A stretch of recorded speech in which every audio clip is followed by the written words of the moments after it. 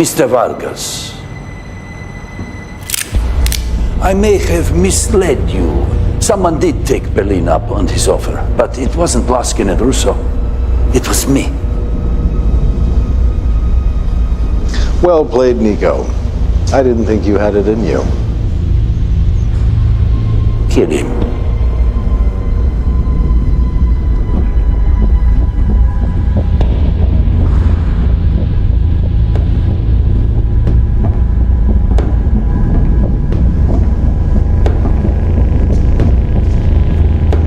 I find Chrome to be a bit ostentatious.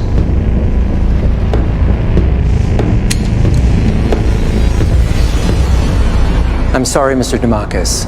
The truth is, I'm the one who misled you.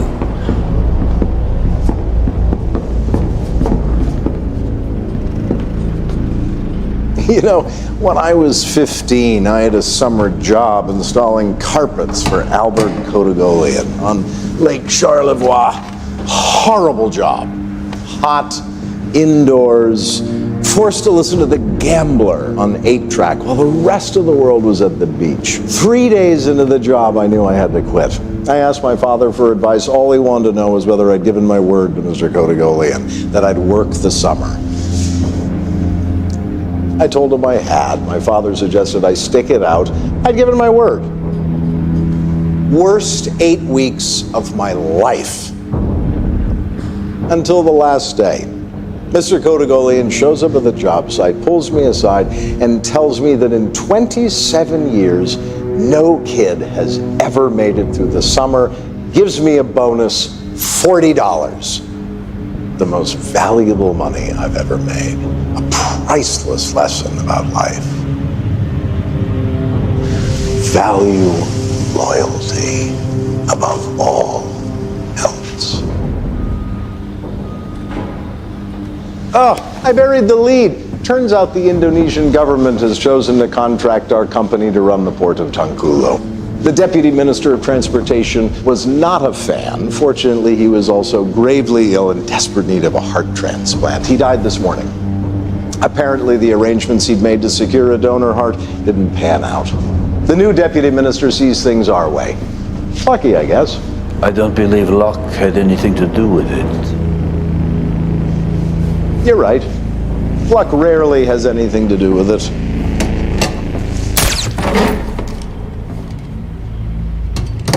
Honestly, how many times have we discussed this? What? You know I don't like being around the bloody stuff. Oh. I need to be allowed to leave the room before the blood. You know I don't have a strong constitution. Give him his seat. He's going to faint. Oh my. Let's talk about the phrase double cross. I hope this is not something that happens to you, and I certainly hope that this isn't something that you do to someone else. So double cross simply means to deceive or to betray someone who is cooperating or who you are working with. So this can happen in a couple of different ways. This can happen with two criminals. So perhaps you've heard the phrase, there's no honor amongst thieves.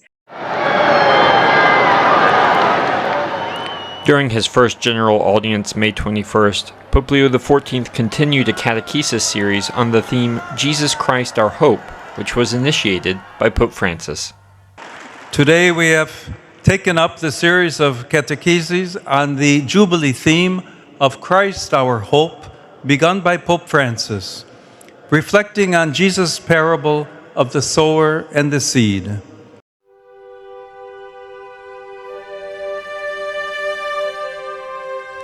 Saint Leo the Great, also known as Pope Saint Leo I, was born into a Roman aristocratic family. He was one of the greatest popes of Christian history and was the first pope to be given the title the Great. Napoleon, Alexander the Great, Donald Trump, we're all cut from the same cloth. Saint Leo the Great became a very well-known deacon of the Church by 431. He was often sent out to settle both secular and theological disputes. In 440, Leo was unanimously elected as the next pope to succeed Sixtus III. Pope Leo saw himself as privileged to sit in the chair of St. Peter and worked diligently as Peter's successor. Over time, Leo became known as one of the best administrative popes of the ancient church. During his reign, he fought to preserve the unity of the church and its faith. Pope Leo I continually worked to oppose and root out numerous heresies threatening the Western Church. He wrote a letter setting down the Church's official teaching on Jesus Christ as one person with a human and a divine nature that could not be separated. To this day, Leo's letter is praised not only for bringing peace, but for preserving the fullness of Christian truth and doctrine. Along with his dynamic faith and outstanding theological wisdom, Pope Leo I was courageous.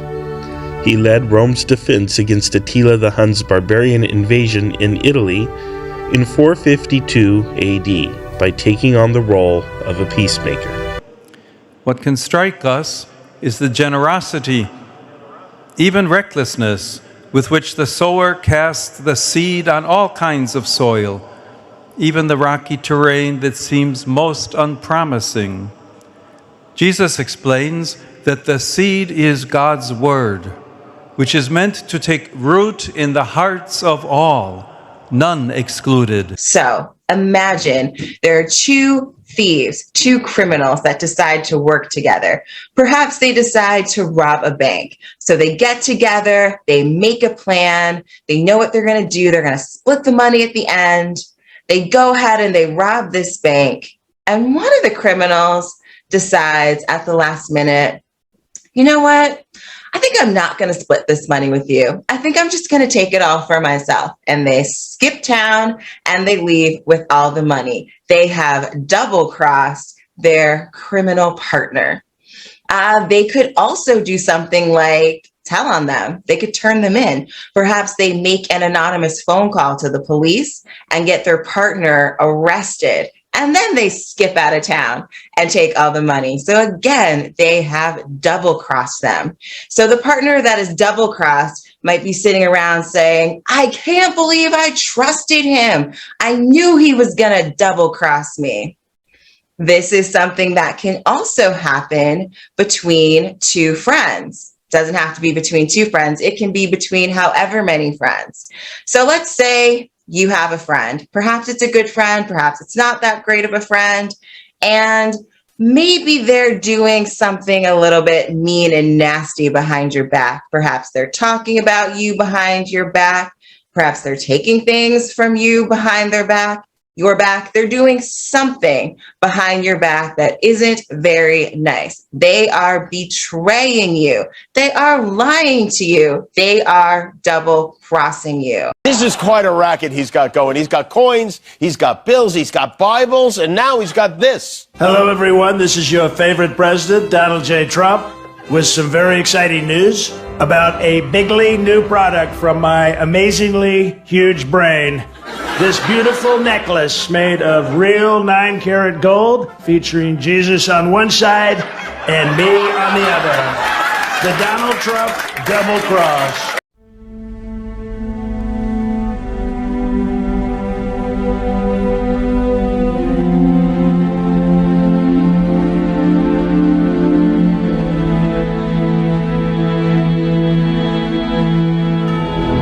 Grimace in Storyland. Wow! I'm in Storyland! Uh-oh, I'd better go keep an eye on Grimace. Little Red Riding Hood. Did Grimace walk this way? No, he walked this way. Oh, boy. Oh, oh boy, the cat and the fiddle, and the dish that ran away with the spoon. Fee, fee, foo. Come on, Grimace. It's time to get back. Oh, boy, lunch at McDonald's. I knew you liked happy endings. Sir, it is my esteemed pleasure to introduce Mr. and Mrs. Donald Trump. It's the Donald! Oh my God!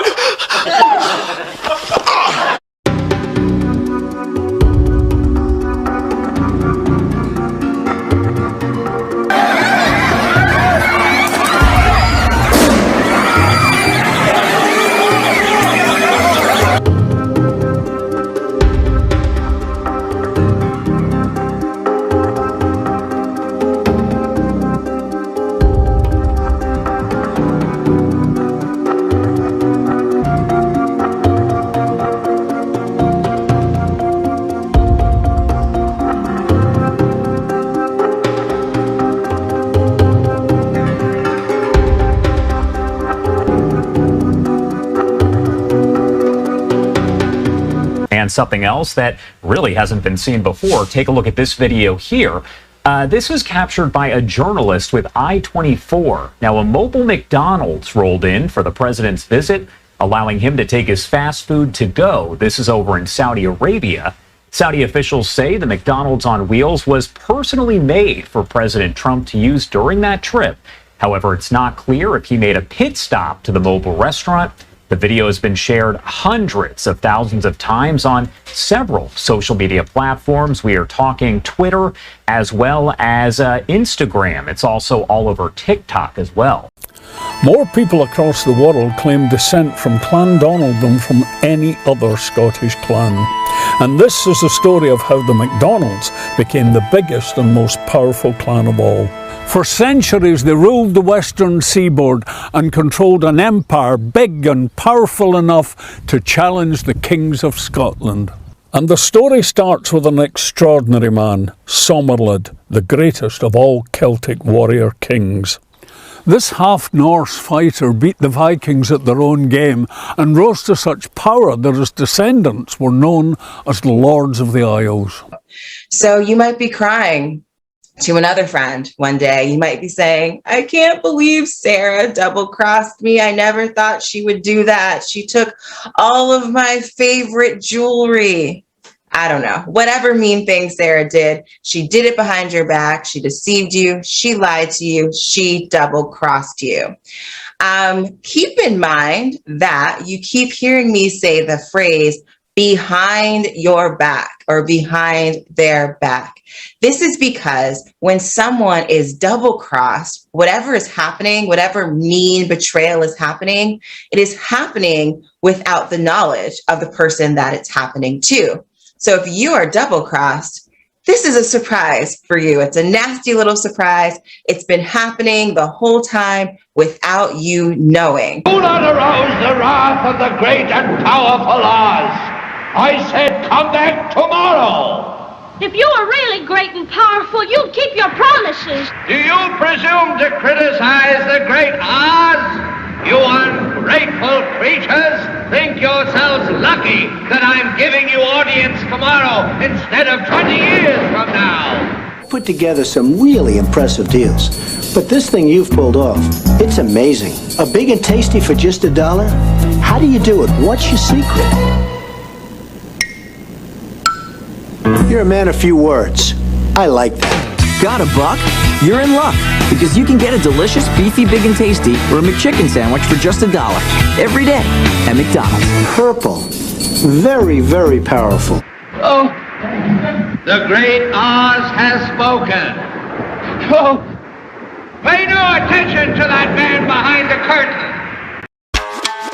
President Trump has something to say to Snoop Dogg. In case you need us to catch you up, the Long Beach rapper pointed a gun at a Donald Trump lookalike in his new music video. And then all of a sudden, perhaps you find out. Or you can be double-crossed and never know it. Many of you missed your prom, sporting events, and celebration with your friends.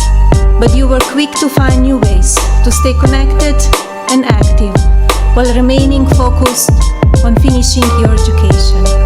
You prove to the entire world that you can set your mind to something important, push through and succeed, showing all of us that you, our next generation, already possess the...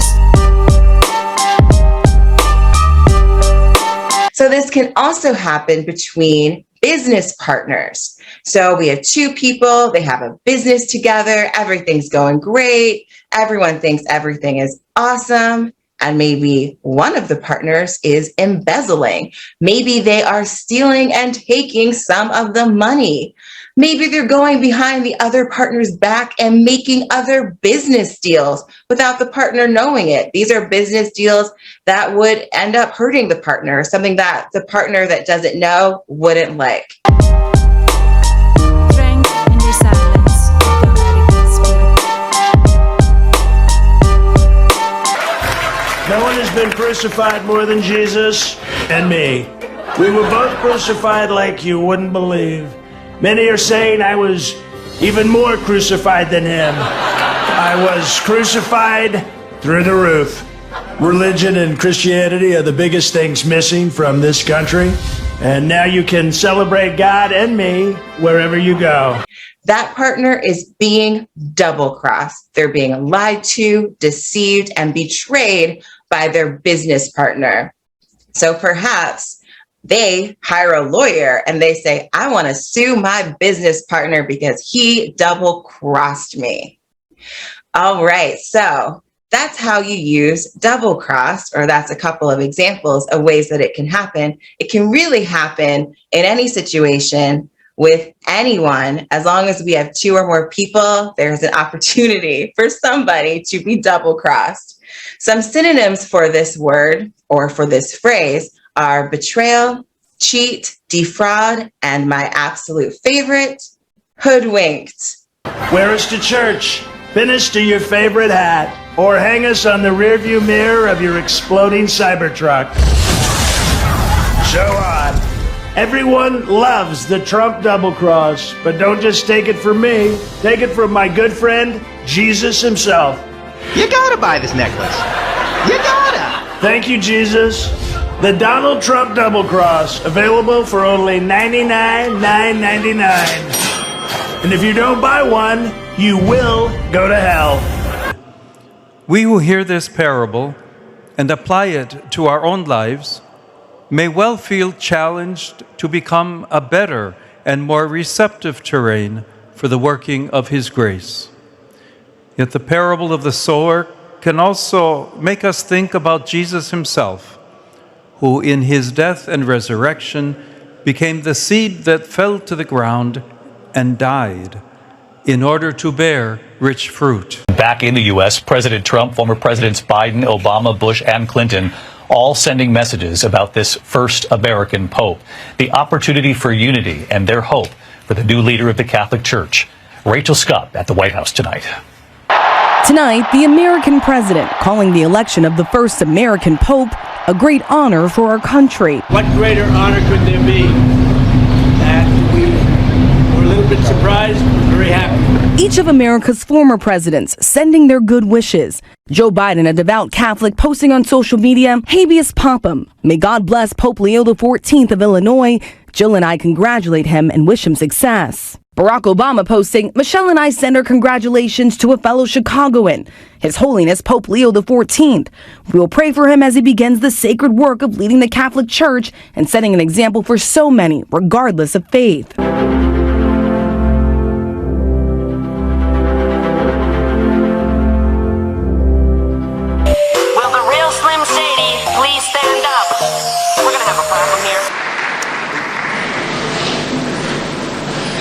This is the world you are graduating into. This is what I want to talk about today with you for a few minutes. This country and this world benefit from your commitment to Jesuit principles, to being men. As a graduate of another great Jesuit institution, Xavier University, I have great affection for the value and purpose of a Jesuit education.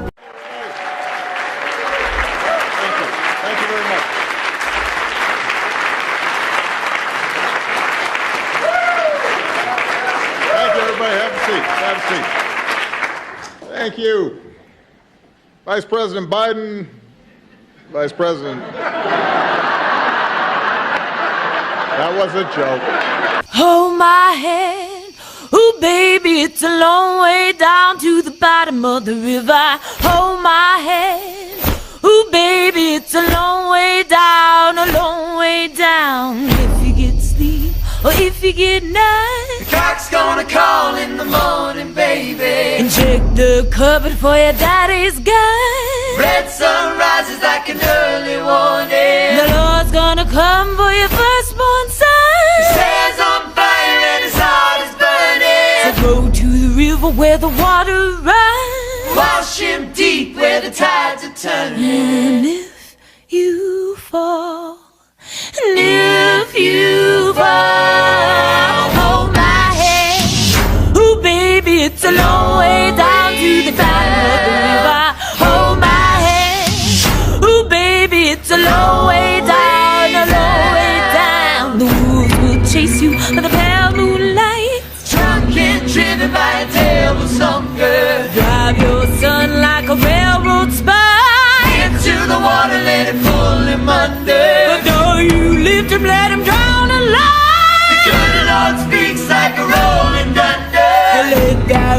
make the water run.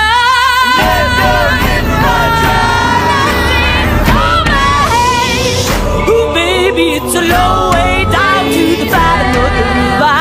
Hold my hand. Ooh, baby, it's a long way down, a long way down. Hold my hand. Ooh, baby, it's a long way, a long, long, long way. Hold my hand. Ooh, baby, it's a long way down, a long way down. Do you think that the country will see the United States will see the first gay president or the first woman we president? already have it with Obama, so let's just calm down. Got it. No, Michelle is a I'm sorry, she's a what? a transgender. We all know. Oh my. Michael and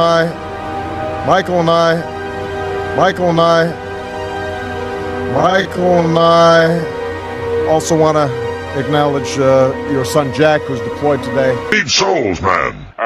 How many souls can you deliver to me today? Deliver to you? Take my hand. Walk in the valley of the darkness.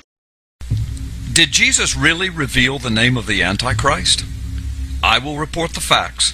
You can decide.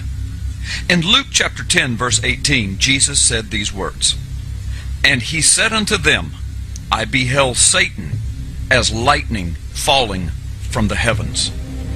These words are written in Greek and translated to English. However, Jesus spoke these words originally in Aramaic, which is the most ancient form of Hebrew. As you know, the Old Testament was written in Hebrew. If a modern Jewish rabbi were to speak these words of Jesus today, he would speak them in Hebrew, much the same way that Jesus would have spoken them. So in Hebrew, Jesus said that he saw Satan falling as lightning from the heights or from the heavens. So what are the words for lightning and heights or heavens in Hebrew?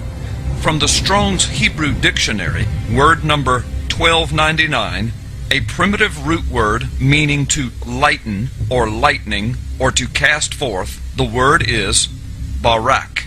In the Strong's Hebrew Dictionary, word number 1300, lightning, or by analogy a gleam, a flashing sword, or a brightness or a glittering, the Hebrew word is barak.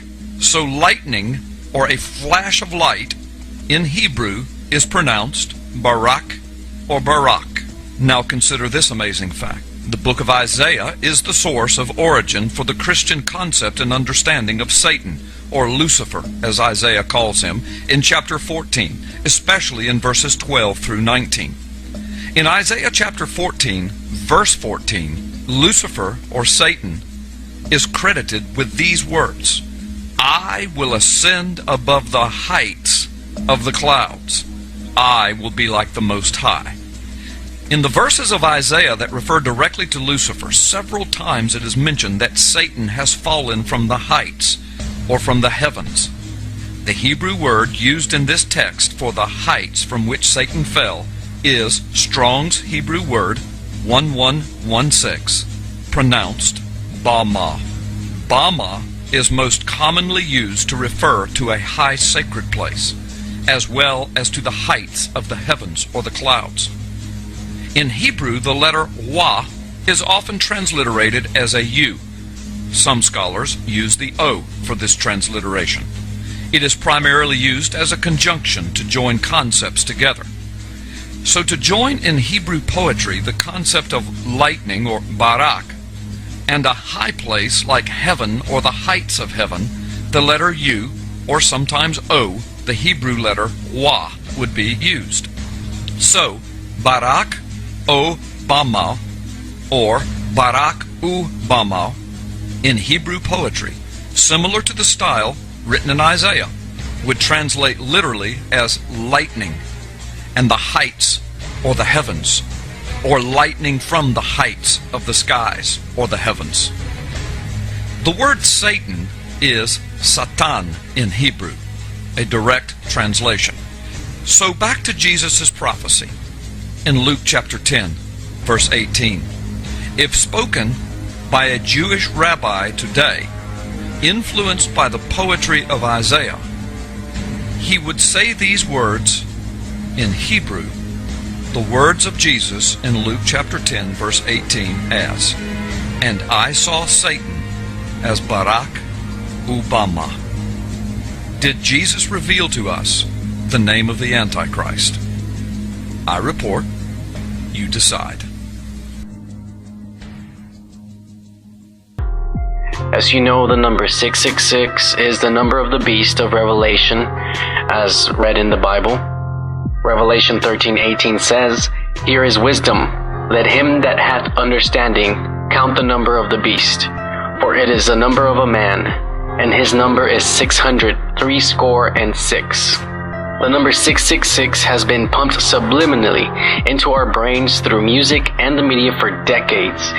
I may make a video about this later, but for now, all I'm going to say about these people is that they are all whores. They do this for money. Whether they believe in it or not, they have already sold their souls for money. And it's not a conspiracy or a big coincidence. They know exactly why they do it, and they know who they are doing this for. But enough about them. Let's go over some facts. This is the Hebrew alphabet. Some of you may not know this, but the letters each have a numerical value to it. And this is due to a system that was used to denote dates in the Hebrew calendar. Now we're going to focus on the letter with the numerical value of 6, Vav, which is the equivalent to our W in English. With this bit of information, we can conclude that Vav, Vav, Vav, or 666, is also WWW. Kinda makes surfing the internet a little weird, huh? Yeah. And here's another thing. Here's Monster Energy Drink, which clearly has the Vav, Vav, Vav, and their slogan is Unleash the Beast. 666, the Beast of Revelation. Now, what does this have to do with Obama? Well, I first noticed this after looking at another video about a supposed Bible prophecy that had been fulfilled. If you'd like to know more about it, you can read The Harbinger by Jonathan Cahn. Anywho, back in 2012, Obama visited Ground Zero and signed one of the construction beams from this soon-to-be Freedom Tower. Now, knowing the facts that I just explained earlier regarding the Hebrew letter Vav, I was blown away when I saw the message that Obama wrote. Now, he could have written a million different things, inspirational quotes, or any sentimental message that could have read, "In memory of," or "To those who have fallen," or even "For freedom," or "America." But instead, he wrote this: "We remember, we rebuild, we come back stronger." Wow. Vav, Vav, Vav. WWW. 666. And notice how he made it so that we see the we's seem to be further apart from the rest of the message, so that, the W's can stand out. Now, I really don't think this is a coincidence. I think it was clearly intentional. He knew exactly what he was doing, what he was writing. George W. Bush calling this a historic and hopeful moment for Catholics in America and for the faithful around the world. And Bill Clinton citing the Pope's first words today, saying His Holiness Pope Leo XIV spoke to billions, calling for unity and offering peace, a message the world needs now more than ever. The image of the sower, we can think of the famous painting by Van Gogh, is thus one of hope in the promise of a coming harvest. Today and every day, let us ask the Lord to open our hearts to His saving word and its power to transform and enrich our lives and enrich the world in which we live. Pope Leo I was renowned for his profoundly spiritual sermons. Nearly 100 sermons and 150 letters of Leo I have been preserved. Leo died on November 10th, 461, and wished to be buried as close as possible to St. Peter's tomb. In 1754, Pope Benedict XIV proclaimed Leo a doctor of the Church. Oh, I've seen this condition before. Someone stepped on my foot. Yes, sometimes fatal. But you're in luck, because I've got the cure. I have in my possession serums and potions for every malady and misfortune that could possibly beset a wandering traveler such as yourself.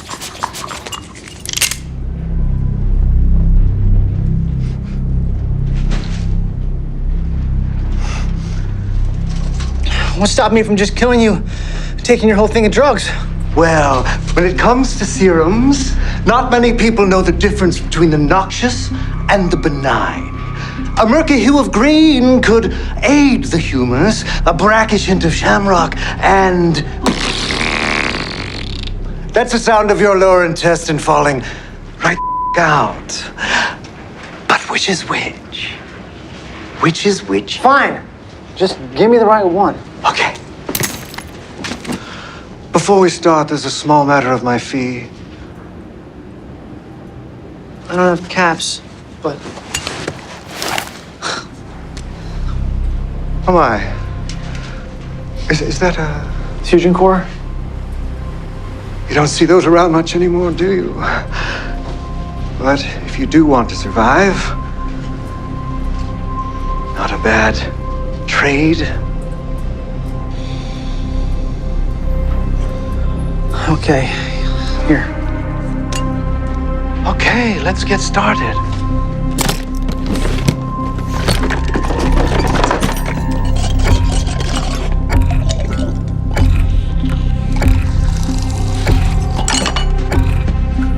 This elixir I have concocted heals all. And I mean everything. But I must warn you, the taste, not great. Just give it. Okay.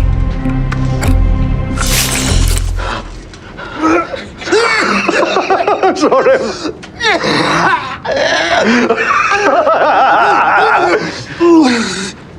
But the results, yes, the results.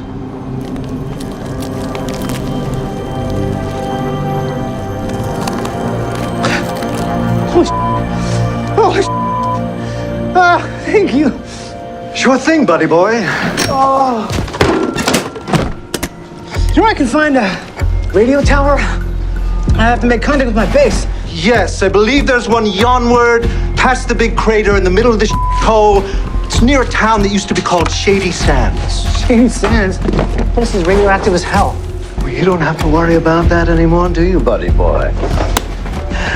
Toodles and anon.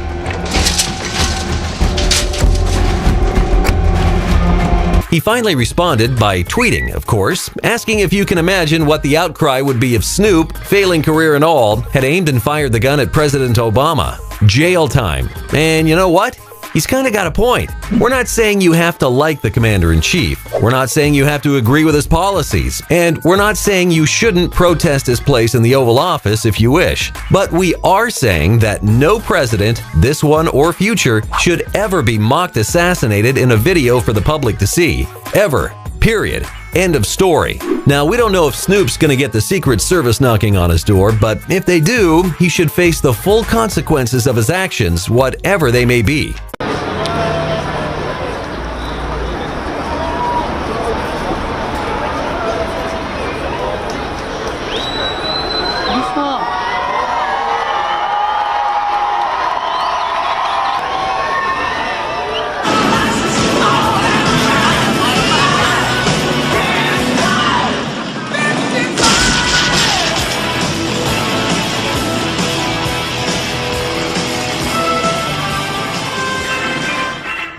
Ladies and gentlemen, welcome to the Donald Trump Museum, dedicated to America's #1 citizen and America's greatest living folk hero, the one and only Donald Trump. Learn the amazing history of the Trump family. Somebody criticized me the other day because they asked me what I do, and I said, I'm going to bomb the shit out of them. It's true. I don't care.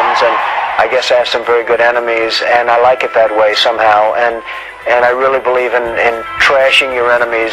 Inside, you will learn how Donald Trump's father left him a large inheritance. Nobody's going to do more women than Donald Trump. That I can tell you. That I can tell you. And I think they know it. What's your specialty today? How are you today? Nice to meet you. Hello, everybody. That's a nice, beautiful looking group of people. So I know this menu better than you do, okay? I probably know it better than anybody in here. We're going to take care of the fire department. Okay. We're going to take care of the police department. And what we do is all the people that are right I'm now. the owner, Mr. President. How are you? I don't have to give him. That's right. It's a good one to own, right? Yes, it is. One of the best. So we're going to take care of your fireplace. Discover how in 2016 Donald Trump successfully lobbied to legalize gambling. Part of the beauty of me is that I'm very rich. He wants to run for president and move on into the White House. Why not? Share in the stupidity of the average American as they made him the 45th president of the United States. That will easily go down as the greatest president in the history of the United States. Me, Donald John Trump. He's a big fan. Come here, take a look. This is a guy I like. Very nice one. Oh, you know what we'll do? Here, this is for you. I like that one, but this one's even nicer. It's more expensive, I can tell you. This is triple the price of that one, right? Yeah. Here you go. Thank you. Pop. Come here, folks. Thank you. You know that is. That's the best. That's the best. Oh, look at those boxes of food. No! Hey, no! Hey, wait, you come with us upstairs. There you go, Sonny. We can do this the easy way or the hard way. The easy way. Mr. Dallas. Good evening. I assume my time is as good as anyone's. Indeed it is. However, there is a voluntary donation for non-members. Most give a year.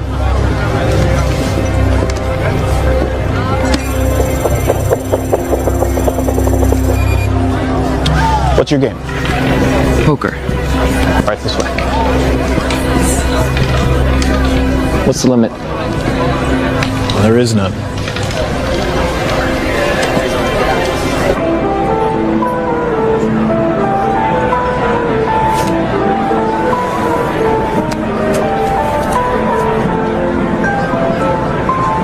I don't believe we've had the pleasure of your company before, Mr.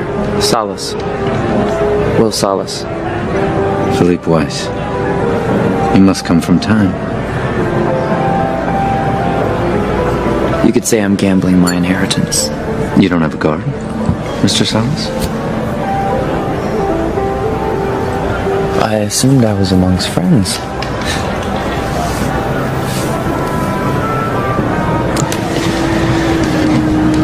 I bet you 50 years.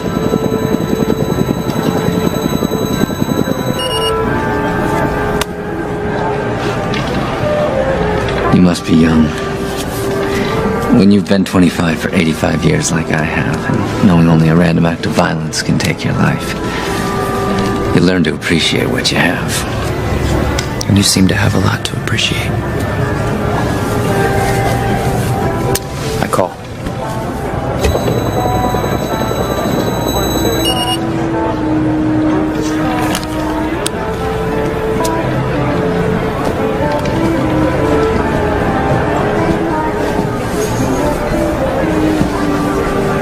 Of course, some think what we have is unfair. The time difference between zones. I've heard that. But isn't this just the next logical step in our evolution? And hasn't evolution always been unfair? It's always been survival of the fittest. Raise you another 2 centuries. This is merely Darwinian capitalism. Natural selection. Absolutely. The strong survive. And I think your hand is weak. I call.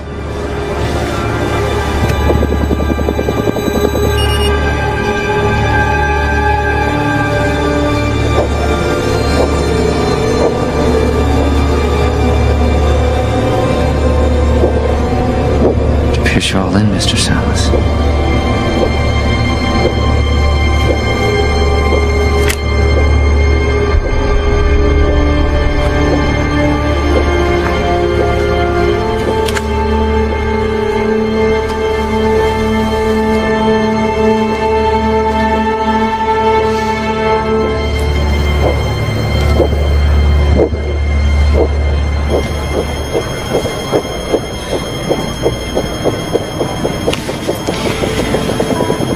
Figures. Well played. That was some risk.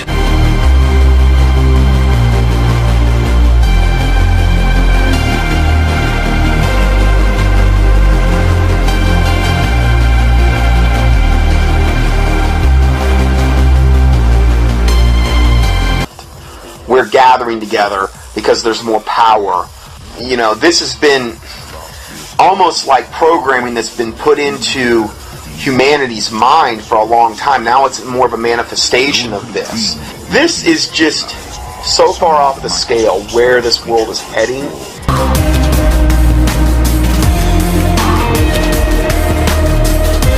The amount of time, effort, money that is being expended by Satan and his minions to implement his agenda.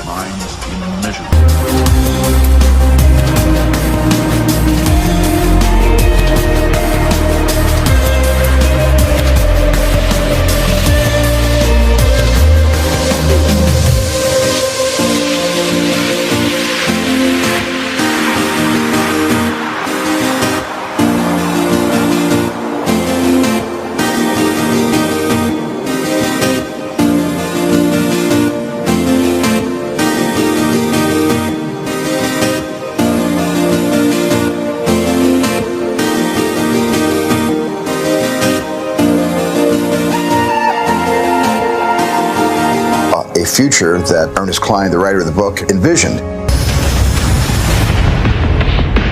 I was very careful with Ernie collaborating with me every step of the way to be able to find the movie narrative inside this dense forest of Ernie's profound imagination.